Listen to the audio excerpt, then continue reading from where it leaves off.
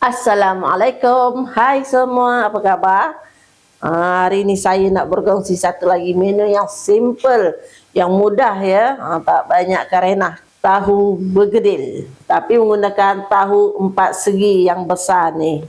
Dan kita ada serbuk kentang, nampak ni, serbuk kentang bergedil. Kita ada lada hitam, lada sulah, ni daging kisar, bawang Holland, daun sup, daun bawang dan bawang goreng.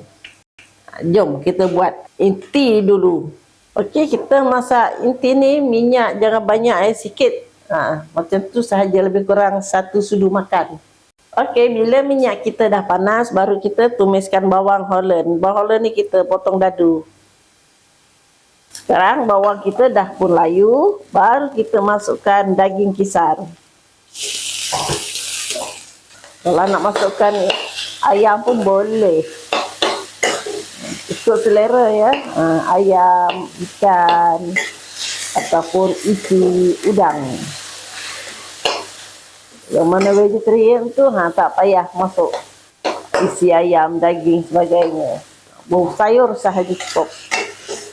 Okey, kita masukkan air sedikit sahaja. Bila dah mendidih macam ni, kita masukkan lada hitam, garam secukup rasa. Jadi kita masak sehingga kuah ni, air daging ni kering. Okey, baru kita masukkan lada sulah.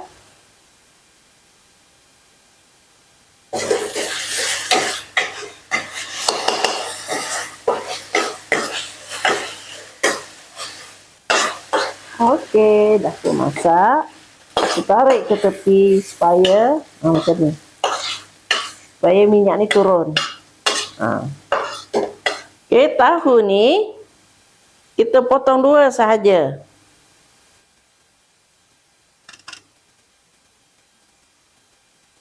Macam ni. Pastikan beli tahu yang dah siap goreng macam ni ya.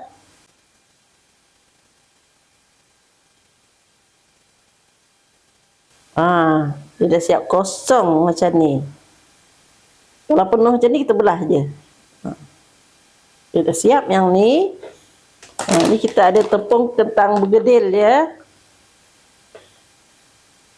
Ni tak payah kita nak goreng-goreng kentang dah.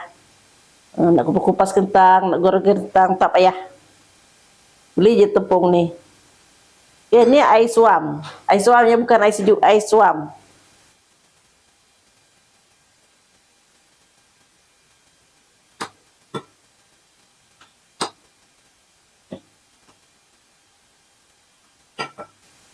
Okey, kita masukkan daun bawang.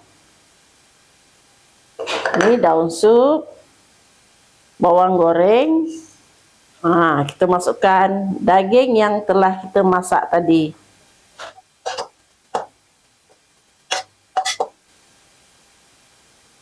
Okey, inti ni kita boleh letak dekat popia juga ya. Okey, macam ni.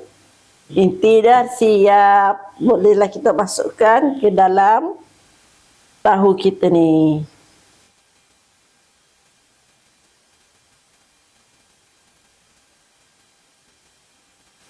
Umbat aja.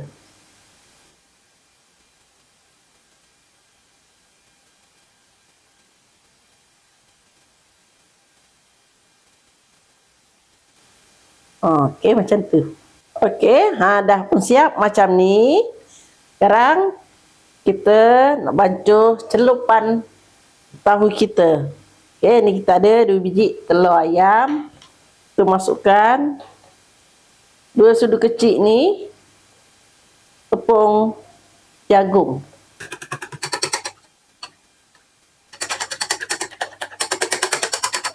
Okey, bila minyak kita dah panas, tahu ni kita masukkan ke dalam tepung adunan telur tadi. Boleh kita gorengkan. Bismillahirrahmanirrahim. Hati-hati.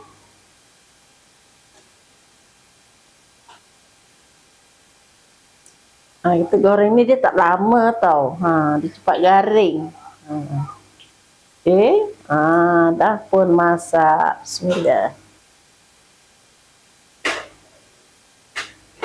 Kita goreng bahan-bahan untuk kita buat sambal kicap ya. Ni dia. Bawang putih, bawang merah dan cili api.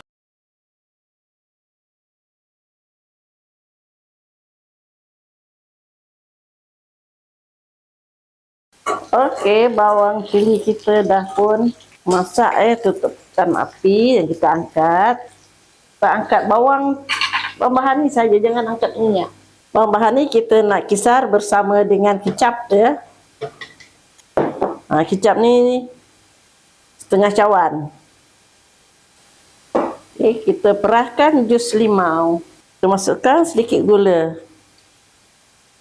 Kalau kita menggunakan kicap manis, tak payah. Ini saya menggunakan kicap lemak manis. Ni sos kicap kita.